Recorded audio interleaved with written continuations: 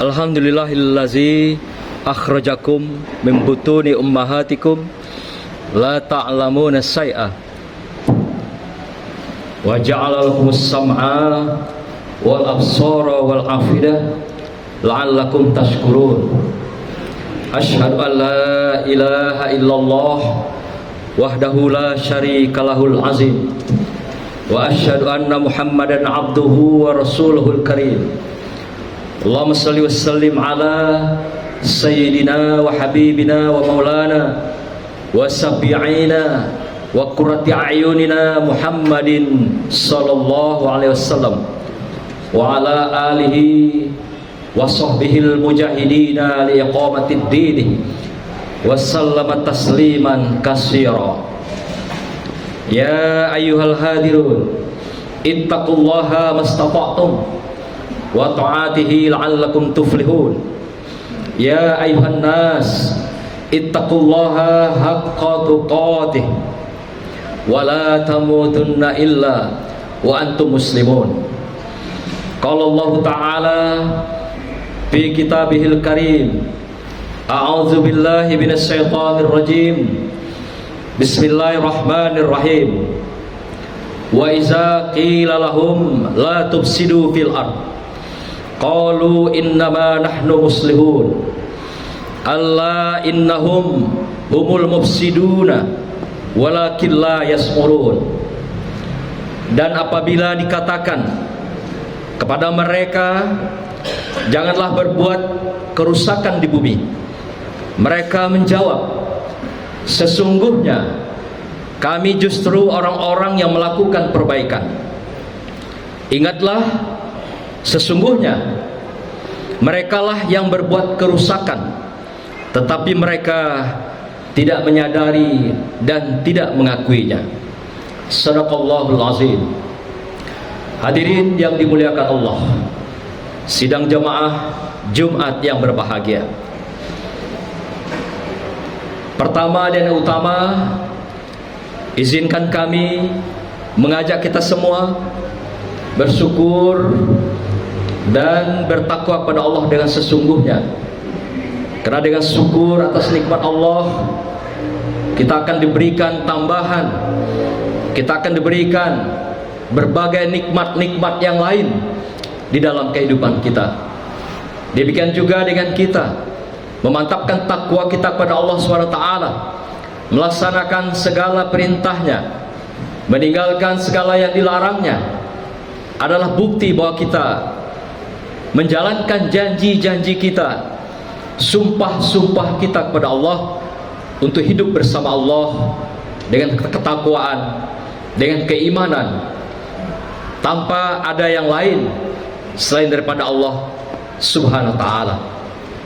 Seiring dengan itu kita sampaikan selawat dan salam kepada junjungan kita dan junjungan alam Rasulullah Sallallahu alaihi wasallam yang telah memberikan jalan uswah keselamatan pada kita semua. Semoga kita kelak mendapatkan wasilahnya, kita mendapatkan syafaatnya di saat tidak ada pertolongan, tidak ada perlindungan selain daripada pertolongan Allah dan perlindungan Allah serta syafaat Rasulullah Sallallahu alaihi wasallam. Hadirin yang berbahagia, tidak terasa kita menyaksikan dunia hari ini berperang, yaitu antara saudara kita negara Palestina dengan laknatullah yang dikenal dengan Yahudi laknatullah. Hari ini telah memasuki lebih 1,5 bulan pelaksanaan atau peristiwa perang yang dilakukan oleh Israel dengan Palestina ini. Apa yang dilakukan perang ini tentu bukan hal yang baru di dalam sejarah peradaban budaya manusia, tapi hal-hal yang selalu dilakukan berulang. Karena sejarah adalah perulangan. Sejarah adalah mengulangi apa yang telah terjadi pada masa lalu di dalam kehidupan sepanjang sejarah manusia.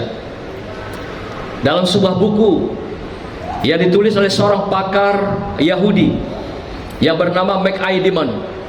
Bukunya berjudul Indestructible of Jews, Yahudi yang tidak terkalahkan.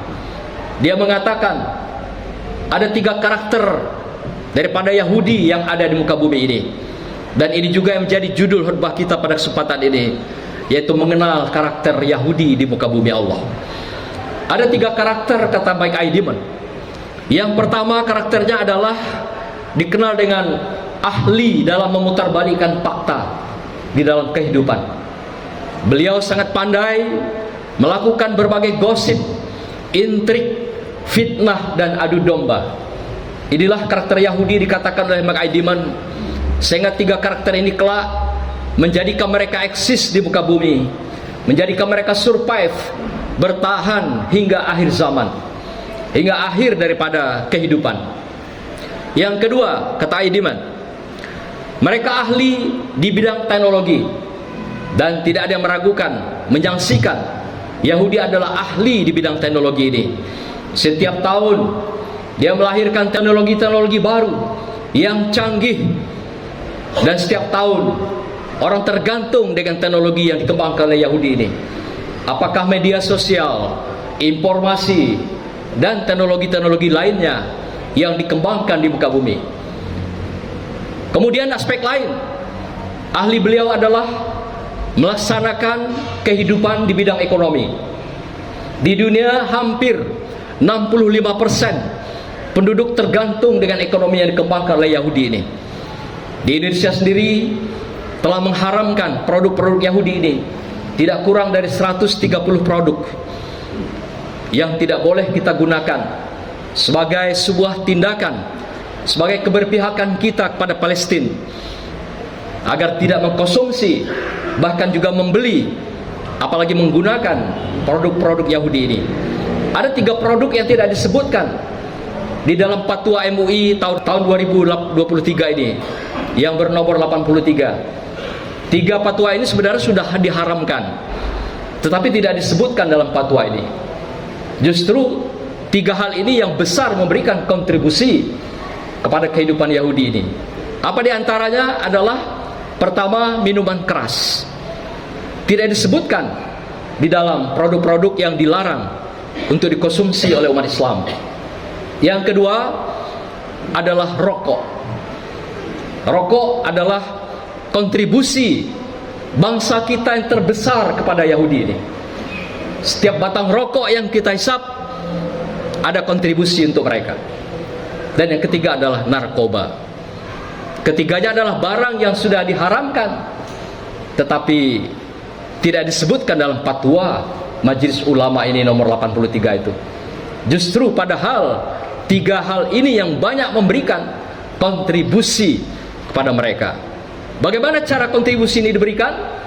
Adalah 5% dalam setiap produk yang diberikan kepada Yahudi.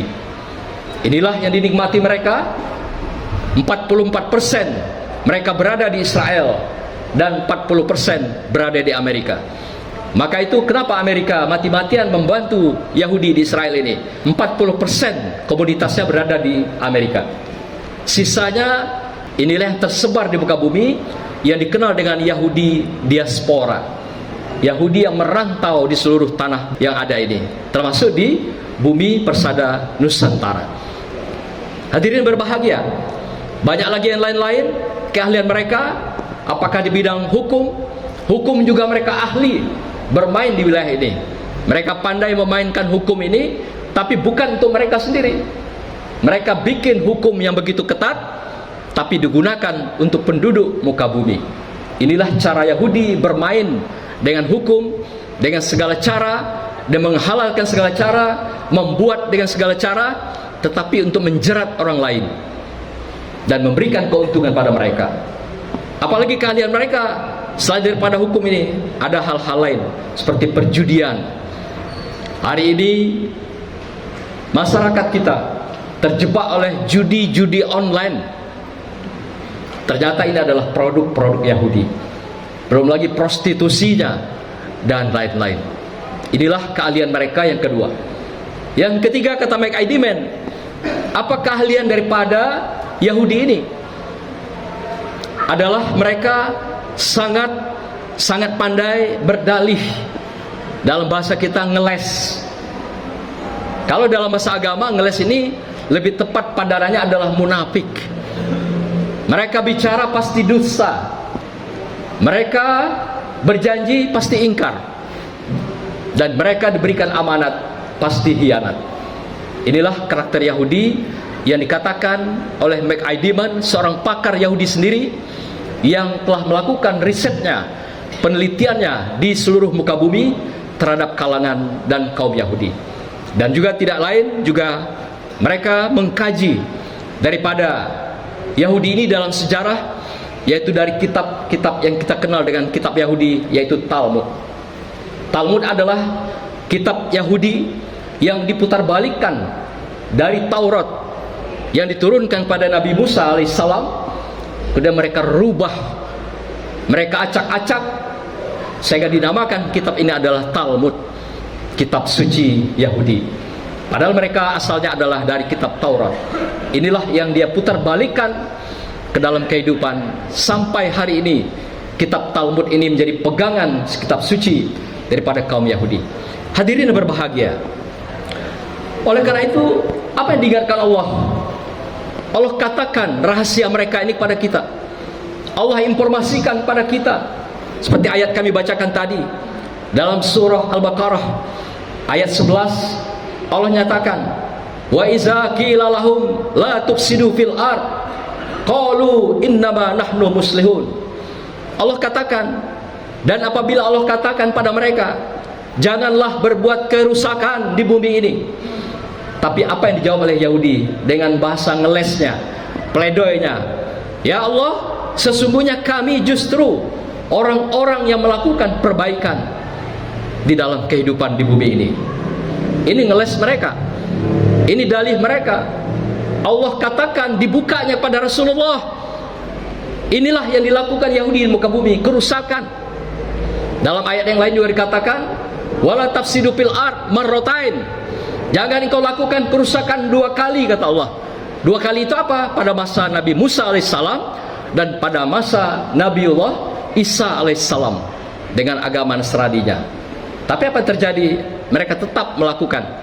Pada masa Nabi Musa, mereka tetap mengingkarinya, bahkan mengacak-acak kitab Taurat menjadi kitab Talmud. Pada Nabi Isa, pada masa Nasrani juga mereka melakukan acak-acak itu. Inilah Allah katakan, la tufsidu fil ard marratain. Jangan engkau lakukan kerusakan 2 kali.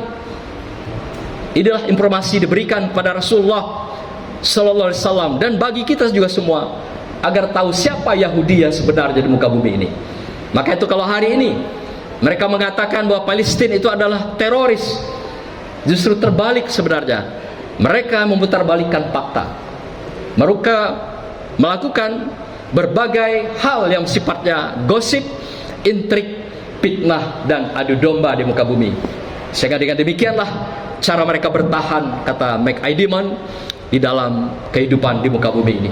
Yang berikutnya Allah katakan, Allah innahum humul mufsidu nawalakil la yasmurun. Ingatlah, sesungguhnya merekalah yang berbuat kerusakan di muka bumi ini. Allah katakan kembali, tetapi mereka tidak mau menyadari dan tidak mau mengakuinya.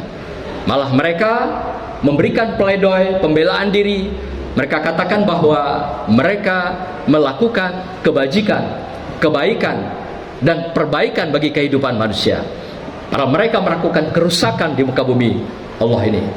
Maka itu di akhir khutbah ini Allah ingatkan kita dalam sebuah ayat yang juga merupakan sebuah pernyataan informasi pada kita semua, yaitu diungkap dalam surah Al-Baqarah ayat 120 yang dikatakan, walan tardo ankal yahudu walan nasara hatta tattabi' millatahum. Dan orang-orang Yahudi dan Nasrani tidak akan rela kepada engkau Muhammad dan termasuk umatnya sebelum engkau mengikuti agama mereka. Inilah keinginan mereka di muka bumi ini. Jadi mereka bukan saja berbuat kemungkaran, kefasikan, kekafiran, tapi juga mereka minta kita ikut mereka. Dan mereka tidak akan pernah berhenti, kata Allah, melakukan kemungkaran itu. Dan mereka mengajak kita semua dengan berbagai kezaliman, kejahatan, kebatilan, dan berbagai kejahatan di muka bumi ini yang mereka tawarkan, mereka suguhkan dengan kenikmatan, kesenangan, sehingga tidak sedikit yang tergoda, terpesona, dan juga larut serta hanyut di dalam godaan-godaan mereka untuk melakukan berbagai kemungkaran dan kerusakan bagi kehidupan manusia. Hadirin yang berbahagia, inilah pesan singkat yang dapat kami sampaikan dalam kesempatan ini.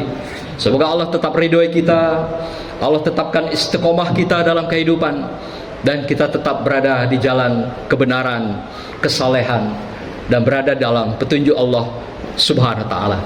Demikianlah. A'udzubillahi minasyaitonirrajim. Bismillahirrahmanirrahim.